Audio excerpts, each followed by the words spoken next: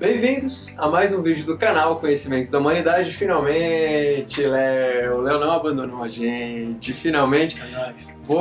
Alguns vídeos separados, agora finalmente juntos. E hoje a gente vai falar sobre o povo de origem semita, que descende os árabes e os judeus. Nosso objetivo agora é conhecer as raízes desses dois povos, chegar até o islamismo e depois explicar o que aconteceu para que esses povos tenham tido tantos conflitos. Vamos lá? Confere aí.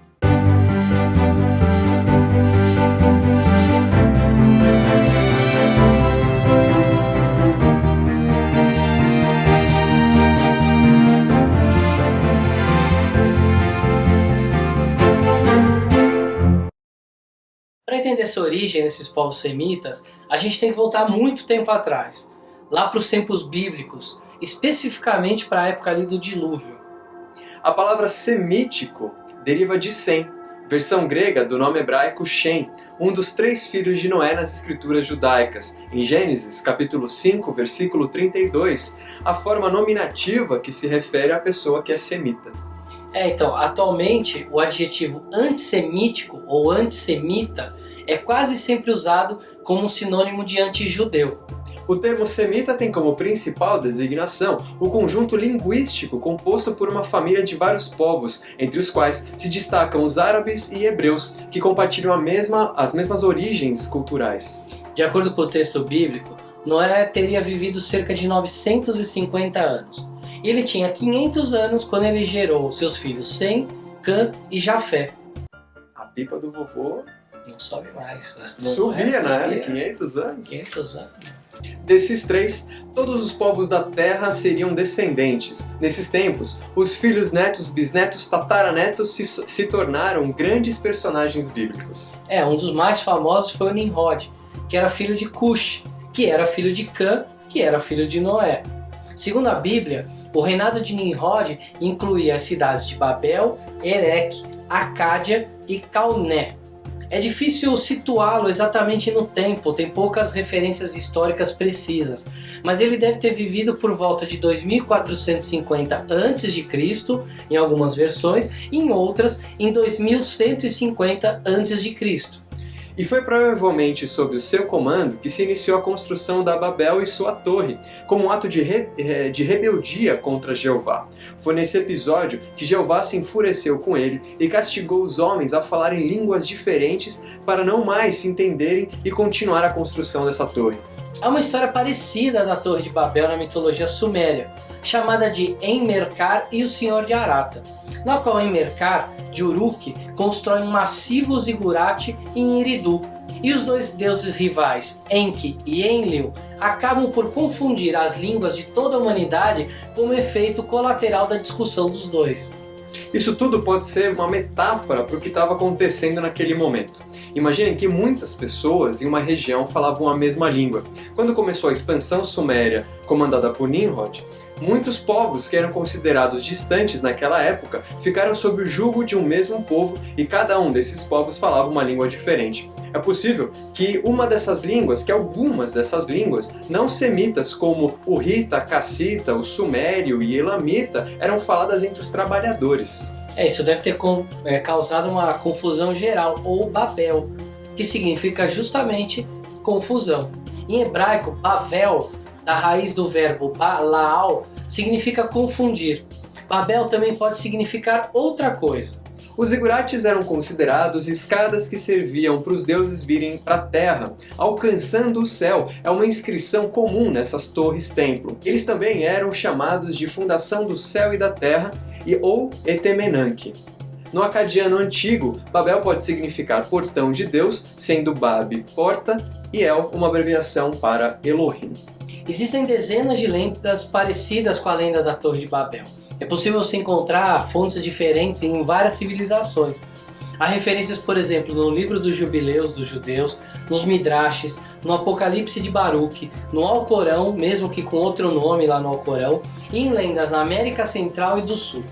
Coincidentemente, todas essas histórias de construções de torre para desafiar Deus ou chegar até o céu, ou como uma forma de escapar do dilúvio, aconteceram após um dilúvio mítico nessas mitologias, e todas essas torres foram destruídas por Deus.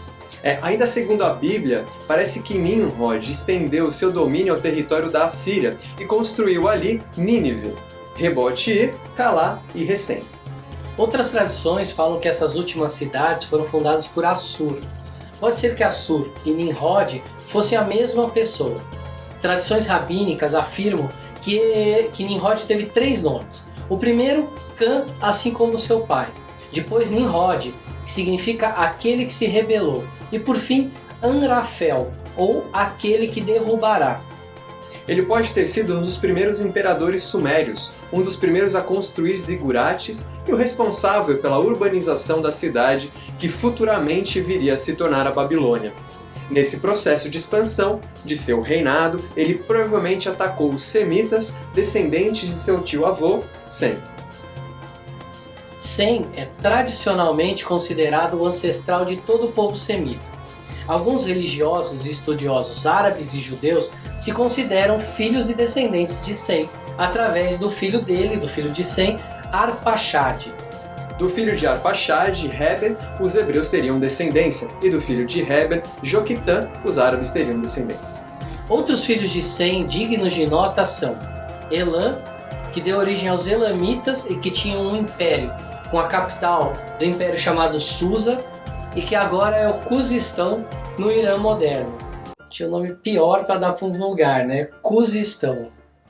Fica longe. Assur, que deu origem aos assírios, e os assírios consideravam Assur como um pai-deus e fundaram uma cidade com esse nome no rio Tigre. Outro filho é o Arpaxade, que a gente já falou.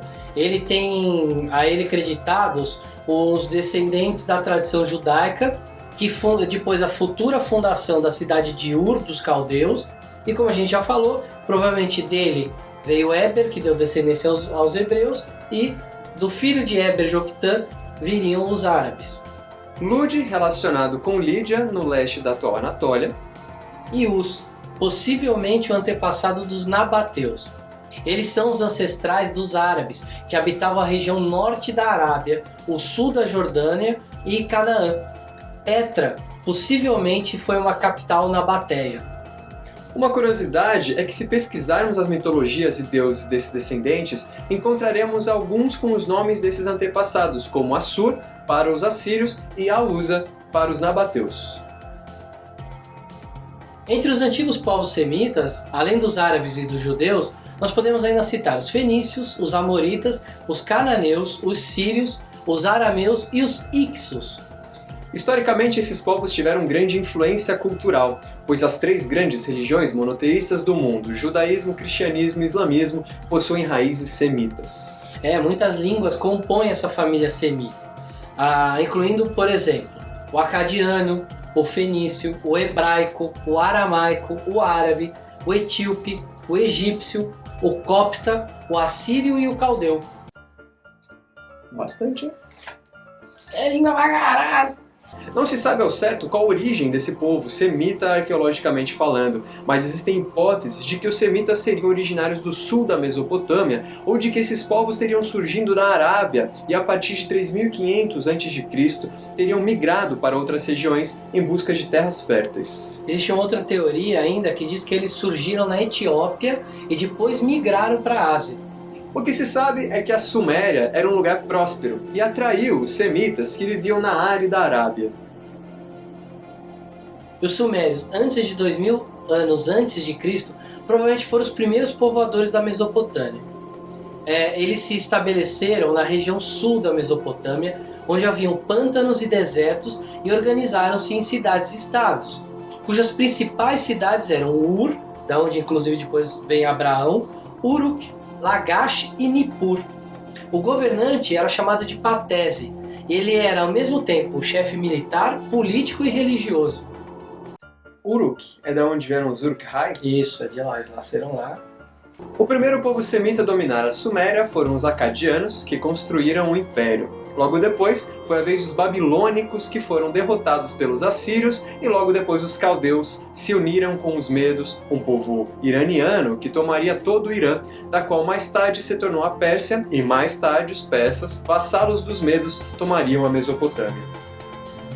E finalizamos aqui mais um vídeo do canal Conhecimentos da Humanidade. Espero que vocês tenham gostado. Estamos aí na nossa jornada pelos povos do Oriente Médio para chegar até o islamismo.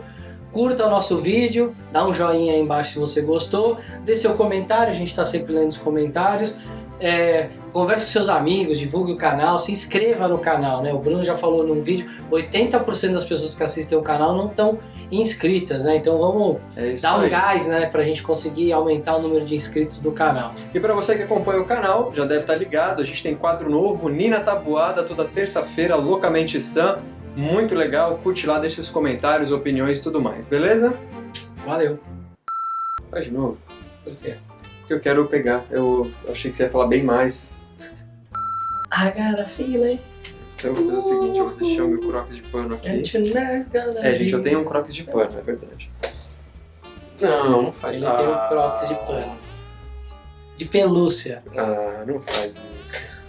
Os amoritas, os cananeus, os sírios, os arameus e os ixos. E os cães, que latem. Que viviam ainda na Arábia. Não. O que se sabe é que...